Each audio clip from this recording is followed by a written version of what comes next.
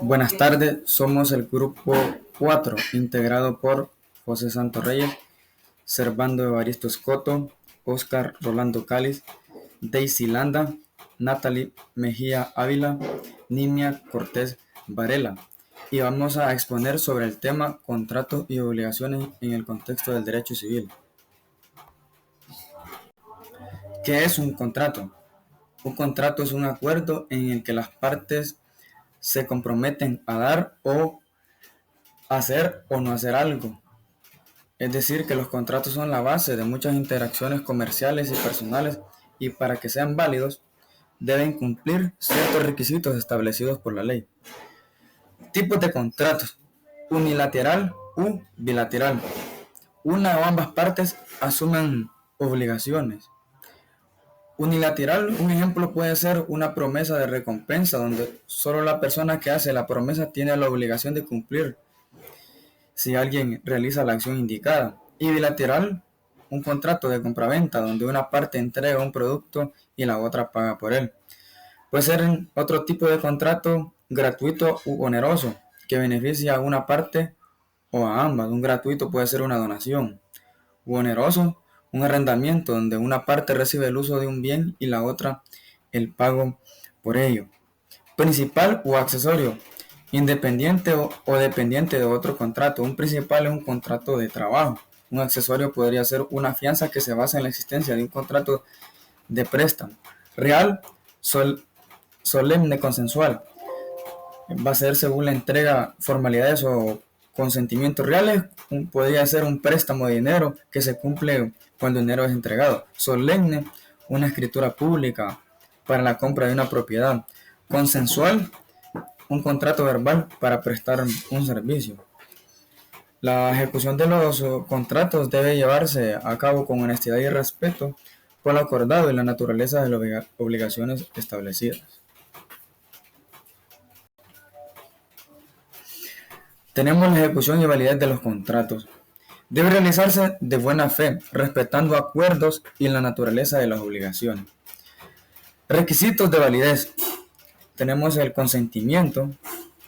Es un acuerdo libre y voluntario entre las partes. Un objeto cierto debe existir y ser claramente identificable. Una causa lícita. El motivo del contrato debe ser legal. No contrarios a la ley, moral u orden público. No debe ir en contra de la moral del orden público.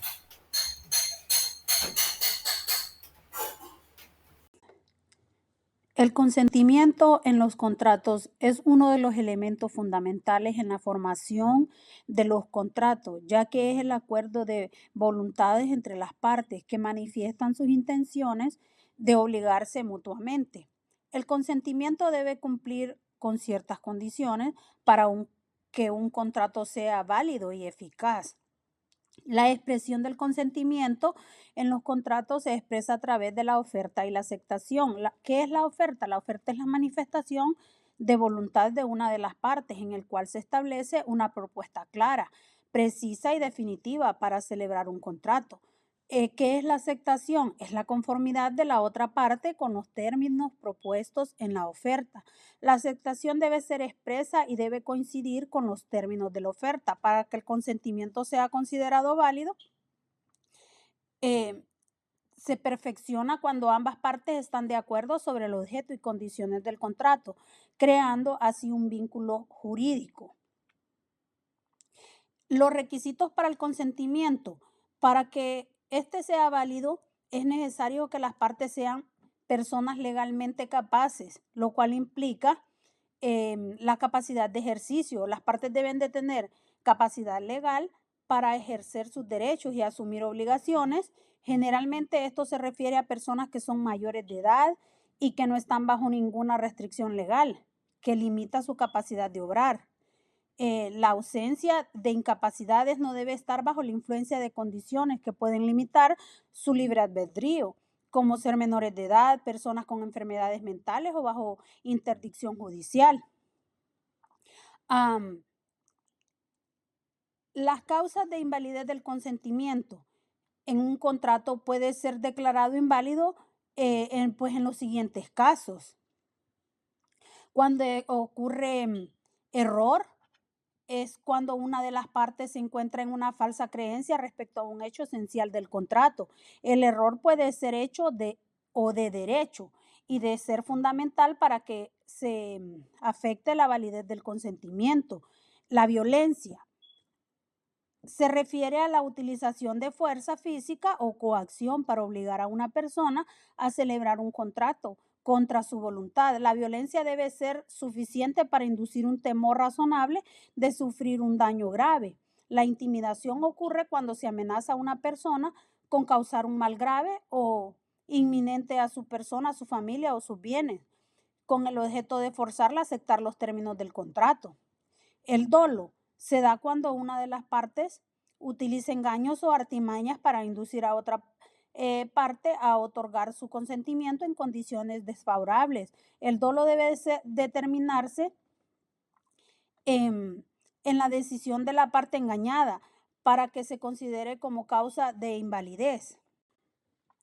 Objeto y causa del contrato. El objeto es que debe ser lícito, debe estar permitido por la ley, no puede ser contrario a la moral, al orden público, a las buenas costumbres. Debe de ser determinable, debe estar claramente identificado a ser identificable en el futuro. Debe ser posible, real y alcanzable. Un contrato con un objeto imposible no tiene validez legal. La causa del contrato tiene que ser lícita, que motiva a las partes a celebrar el contrato debe ser legal. Si la causa es ilícita, el contrato será nulo. La causa debe ser real, ya que debe existir en el momento de la celebración un contrato, una causa inexistente o simulada, esto invalida el acuerdo. Estos principios aseguran que los acuerdos se establezcan de manera justa y se respeten en el marco legal vigente en el país. Les voy a hablar de lo que es la eficacia e interpretación de los contratos y también de la nulidad de los contratos. ¿Qué es la eficacia y la interpretación de los contratos? Son dos conceptos clave dentro del derecho contractual que aseguran el cumplimiento y la correcta aplicación de los acuerdos establecidos entre las partes. Cuando hablamos de eficacia de los contratos, se refiere a su validez y a la capacidad de generar efectos legales obligatorios para las partes que lo celebran. Un contrato es eficaz cuando cumple con todos los requisitos legales esenciales, es decir, cuando está constituido conforme a la ley y no presenta vicios en su formación. Esto significa que, una vez que el contrato ha sido celebrado correctamente, las obligaciones y derechos derivados de él son exigibles y deben ser respetadas por las partes.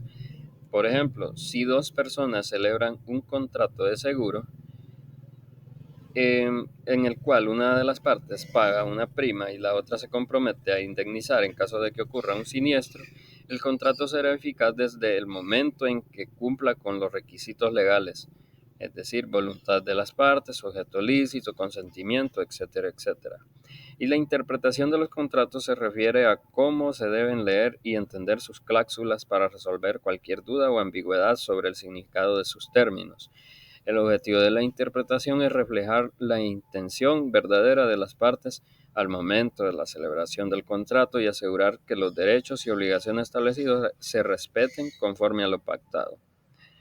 Cuando existe una cláusula ambigua o poco clara, se aplican ciertas reglas de interpretación, como preferir el significado que mejor refleje la intención común de las partes, o interpretar las cláusulas de manera que mantenga el contrato válido en lugar de considerarlo nulo.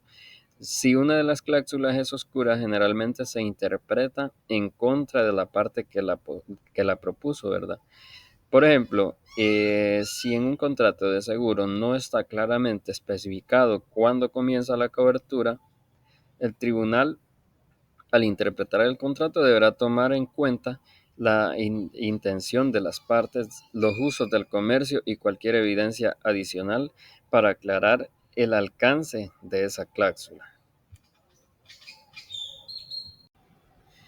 ¿Y qué es nulidad de los contratos? Bueno, es una figura jurídica que implica que un contrato carece de validez legal debido a defectos o irregularidades en su formación, o en su contenido, dependiendo de la gravedad de estos defectos, la nulidad puede ser absoluta o relativa.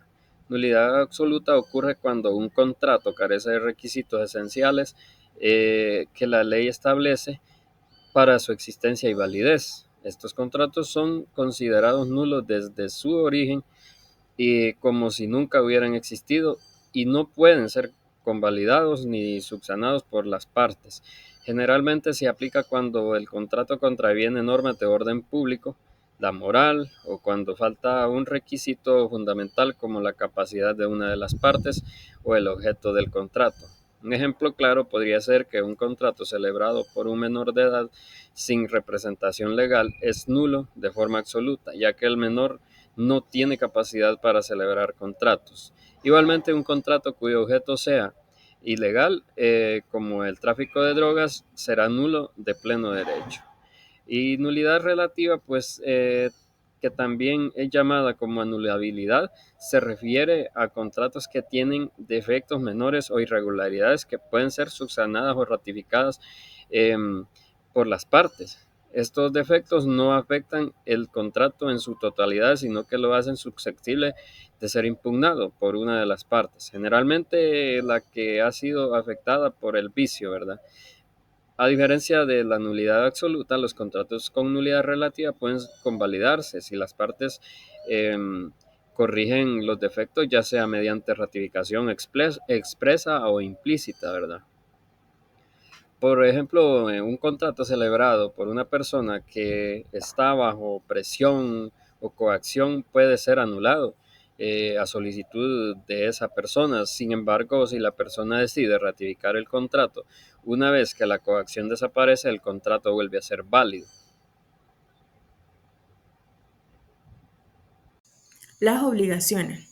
Las obligaciones pueden surgir de diferentes fuentes, de la ley, de los contratos, de cuasicontratos y de actos ilícitos. Las obligaciones legales solo son exigibles cuando están expresamente establecidas por leyes, mientras que las derivadas de contratos tienen la misma fuerza que la ley y deben cumplirse según lo acordado entre las partes. Los cuasicontratos, aunque no son acuerdos formales, crean derechos y deberes en situaciones de justicia, como la devolución de un pago indebido. Asimismo, las obligaciones pueden originarse de actos ilícitos cuando alguien causa un daño por negligencia o intención. Si el acto es considerado delito, se regula por el Código Penal, pero si no es un delito penal, se aplican normas civiles para indemnizar los daños. Naturaleza y efectos de las obligaciones. Las obligaciones de dar, como primer punto, consiste en entregar un bien o cosa específica. Además de la entrega, incluye la responsabilidad de conservar el bien hasta el momento en que se haga la entrega efectiva al acreedor. Como segundo punto están los derechos del acreedor. Incluye recibir el bien o el cumplimiento de la obligación en las condiciones que se hayan establecido. Desde el momento en que se debe entregar el bien, el acreedor tiene derecho a los frutos que se genere. Sin embargo, no adquiere un derecho real sobre el bien hasta que éste le sea entregado. Como último punto está la mora del deudor. Ocurre cuando éste no cumple la obligación dentro del plazo establecido o cuando deja pasar el tiempo necesario para cumplirla. También incurre en mora cuando es judicialmente requerido por el acreedor para cumplir. En este caso, el deudor es responsable por los daños ocasionados por el retraso. Especie de obligaciones. Entre las especies de obligaciones se encuentran las obligaciones civiles, que son aquellas que son exigibles ante la ley. Si el deudor no cumple, el acreedor puede exigir su cumplimiento por medios judiciales. Obligaciones naturales. Estas son reconocidas por la ley, pero no son exigibles. Esto significa que no pueden ser demandadas en un tribunal, pero si el deudor cumple voluntariamente, no puede reclamar lo entregado. Obligaciones puras y condicionales. Las obligaciones puras son aquellas que son exigibles inmediatamente, no están sujetas a ninguna condición o evento futuro. Ejemplo, el pago de una deuda que debe realizarse en una fecha específica. Obligaciones condicionales. Estas dependen de un evento futuro o incierto. Pueden ser suspensivas y resolutorias. Suspensivas cuando el cumplimiento depende de que ocurra un evento. Resolutorias, la obligación cesa si se cumple una condición. Resolución y plazos en obligaciones. La resolución se refiere a la posibilidad de restituir lo recibido cuando se cumple una condición resolutoria. Ejemplo, en un contrato de compra-venta con cláusulas resolutorias, si no se paga el precio, las partes deben restituirse mutuamente. Plazos. Si el contrato no establece un plazo claro, los tribunales pueden intervenir para definir cuándo deben cumplirse la obligación. Esto puede suceder si hay ambigüedad en el acuerdo entre las partes, pérdida y deterioro, responsabilidad del deudor. Si el deudor de la obligación se pierde o se deteriora, el deudor puede ser responsable siempre y cuando sea culpable de la pérdida del deterioro. Si la pérdida ocurre por casos fortuitos o por fuerza mayor, el deterioro no responde. Deterioro culpable. Si el deudor es responsable, el deterioro del bien debe responder por daños causados. Yo les voy a hablar sobre las obligaciones alternativas y solidarias. Las alternativas, el deudor elige entre varias prestaciones como derecho a indemnización si todas faltan por culpa. Son aquellas en el que el deudor debe desarrollar completamente una prestación de las que varias a las que alternamente esté obligado. Las solidarias. El acreedor puede exigir el total a cualquier deudor solidario con responsabilidad compartida en caso de incumplimiento. Dice que es aquella en la que hay varios deudores o acreedores y que tiene por objeto una prestación que a pesar de ser divisible puede exigirse totalmente por cada uno.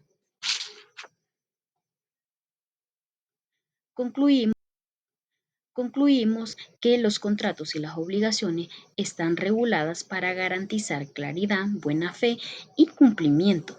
Las reglas aseguran equilibrio, justicia en las relaciones legales entre las partes. Las obligaciones que nacen de los contratos tienen fuerza de ley entre las partes contratantes y deben cumplirse al tenor del mismo. Esto ha sido todo de nuestra parte.